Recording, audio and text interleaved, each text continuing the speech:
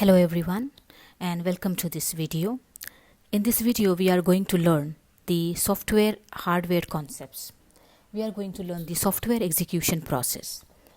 Being software engineers, we write number of lines of code, we run it, we build it, we run it, and we get the desired output. But have you ever thought, when we build the program, when we run the program, what exactly happens inside the computer? How a computer comes to know that some operation has to be performed and some result has to be produced? So in this video we are going to see the software execution process. When we write a program, what exactly happens inside the computer, how it gets executed, and how we are getting an output. Software execution process. Now, there are four components involved with the software execution process. First is input unit, input device, keyboard and mouse. Then we have operating system, for example Windows or Linux. Then we have system unit, or we also call it processor. Then we have an output unit, monitor or printer. These are the four components involved with the software execution process. Okay. Now, we write a code using keyboard and mouse. Now, when we write a program, how the system unit comes to know that what has to be done? Whatever we write using the input device, how the hardware, how the system unit understands what has to be done. So, we need one interface which tells the system unit that what has to be done. So that interface is operating system. So operating system is an interface between input device and the system unit. It tells the system unit what task has to be performed. Okay. To write the code, we need one development environment. In our case, we are using Visual Studio as the development environment, which we call IDE, Integrated Development Environment. IDE, Integrated Development Environment. Now this Visual Studio is installed on the operating system. Visual Studio comes with three main components. One is source code editor, compiler, and then debugger. There is one more component comes with the operating system, that is called loader. We will discuss loader in the upcoming slides. Let us go to the next slide and we will see the build process. Let us go to the next slide, build process. Build process has four steps: preprocessor, compiler, assembler, and linker. These are the four steps involved in build process, and after these four steps, our executable is produced. Okay, now we'll see all these steps one by one. First is preprocessor. What happens in this step in preprocessing? Now code has a source file. Like if we take the example of C++ code, then we have .cpp file as our source file, and also we have a header file called .h file. So in the preprocessing, header file gets included with the source file. Then the hash defined variables, which we call macros, they get assigned with their actual values. And the comments which we write as a part of code, they get eliminated in the in preprocessing step. Preprocessing step takes the source file as an input file, that is .cpp file as an input file, and it produces .i file as an output file. So if my input file is example.cpp, then my output file is example.i. Then next step is compiler. Okay. Now compiler takes example.i file as an input, and it produces example.s file as an output. It takes .i file as an input, and it produces .s file as an output. Now the .s file, which is the output of compiler, that is in assembly language.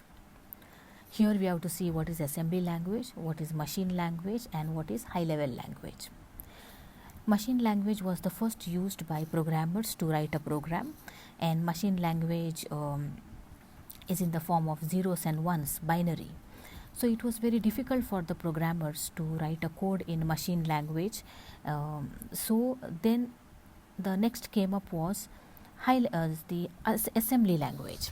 Assembly language was a little simpler to the machine language, because in assembly language the English string words, like to present a variable, some English string words are used, hence it became a little easier to machine language.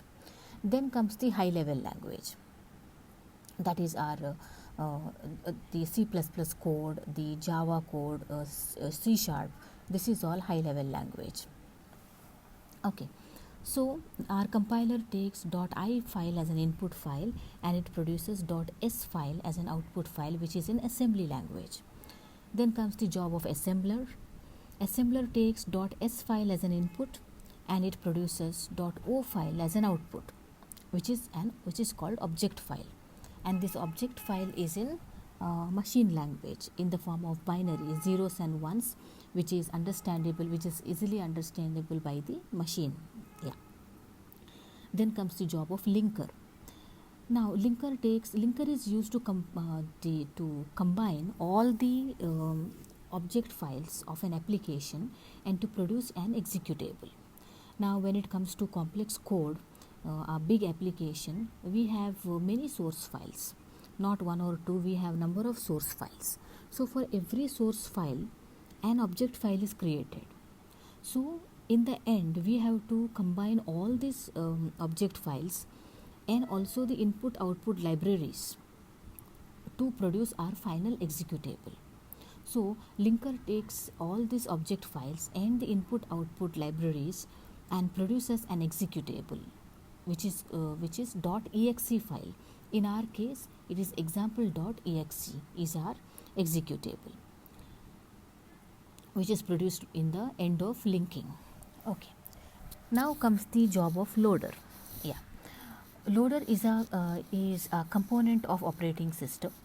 What loader does is, when we execute the when we double click on our .exe file, loader loads that exe into the main memory of computer. From there it goes for execution.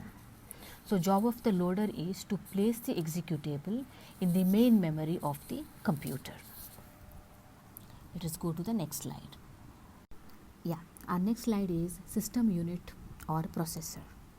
Now here I have drawn a picture which is not the actual picture of system unit, but I have drawn few components just for our understanding, just for the understanding of this video.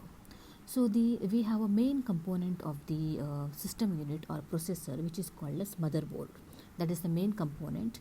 On this motherboard, CPU, that is central processing unit, then our RAM, random access memory, and ROM, these are installed. These are installed on motherboard. CPU is mounted on motherboard, RAM is mounted on motherboard, ROM is mounted on motherboard.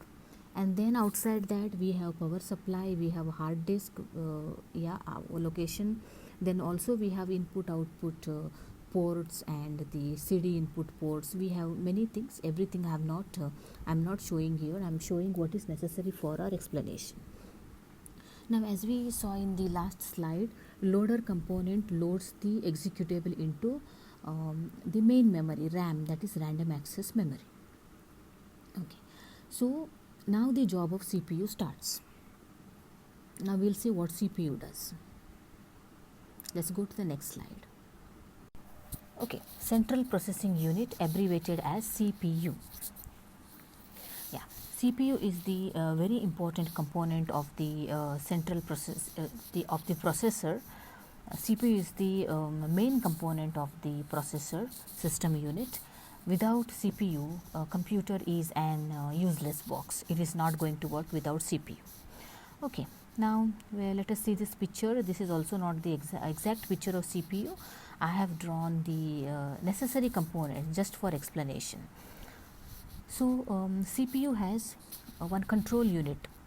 CPU has two main units, which first is called control unit and the second one is ALU, arithmetic and logic unit. It also have few registers, which is mentioned as R over here. Registers are temporary storage units. We'll discuss about it. Okay. Now then we have main memory, and there is something called cache memory in between main memory and our CPU. Now let us discuss what is this cache memory. Now what happens is, the exe loader places the exe in main memory. Loader places the entire executable in main memory. Now control unit constantly monitors main memory to see if any exe is placed or any data is available for execution. As soon as it gets data, it informs the arithmetic and logic unit what task has to be performed. So control unit works with main memory and arithmetic and logic unit to perform a task, to produce an output. Yeah. Now we'll see what is cache memory, what cache memory does. Now if control unit accesses the entire executable at a time, then execution time increases. That will slow down the computer. So what control unit does, at a time it takes just one block of data from the main memory and places that in the cache memory. So from the main memory, data goes to cache memory as one block. Then from that block, data goes to CPU for execution bit by bit. Okay. Now I'll explain this with the help of an example. I have an equation here. 5 plus 3 into 6 is equal to 23. Now I want 5 plus 3 into 6 has to be performed, and it has to, computer has to produce an output. Okay. Now how this is executed in this CPU, we will see. Now what happens is, loader places the executable in the main memory. From there, I want to perform 5 plus 3 into 6. So my control unit takes only this much of data and places it in the cache memory. I don't want any other data now. I want only this much because I want to perform this operation at this moment. Yeah. This block of data is placed in cache memory. From there, bit by bit data goes to control unit, and control unit tells arithmetic and logic unit. Yeah, bit by bit data goes to CPU. Control unit tells arithmetic and logic unit, there is a task for you, perform 5 plus 3 into 6. Perform 5 plus 3 into 6. Control unit tells arithmetic and logic unit. Okay. Now what arithmetic and logic unit does? Yeah, it knows how to perform. Yeah. Control unit tells what has to be done, and arithmetic and logic unit knows how it has to be done. Yeah. Now as we know the mathematical rules, first we have to resolve the bracket. So in our case we have to perform the multiplication first. Okay. So ALU performs 3 into 6 and the answer is 18. It places that 18 in the register. Okay. Yeah. Okay, now I said registers are temporary storage units. Now we will come to know the significance of registers. It performs 3 into 6, which is 18. It places it in the register. Then now it has to do the addition of that 18 to 5. Again ALU accesses the value 18 from register, does an addition of 5. Answer comes out to be 23. It places that 23 back in the register, and it informs the control unit that I am done with my task, and the answer is 23. Okay. Now control unit passes this 23, the result of the equation, result of the operation, it passes this result to cache memory bit by bit. In the cache memory, again a block of data is formed, and the block is sent to main memory, from where it goes for execution. Once the block is come to main memory, control unit tells the main memory to display the value on the output unit. It may be printer or monitor or printer. So this is how the CPU interacts with main memory, and what cache memory does in between. It helps the easy execution of an operation. Yeah, so I hope you all have understood what CPU does. Okay, let us go to the next. Okay, here I have just mentioned what I explained earlier. Control unit interacts with main memory and arithmetic and logic unit together to get the work done. Now main memory to cache memory data goes okay, some few words are missing. Okay, no problem. Main memory to cache memory, block of data goes, and then cache memory to control unit, bit by bit data goes. Yeah, and same reverse journey, control unit to, I mean the CPU to cache memory, bit by bit data goes, and cache memory back to main memory, block of data goes. Yeah, the same equation. Yeah, the registers are used as temporary storage units, and then the equation which I explained, and the value 23 gets displayed on the output unit monitor or printer. So this is how, when we write a software program, it gets executed inside the computer, and we get the desired output. So I hope this video helps you all. Thank you very much.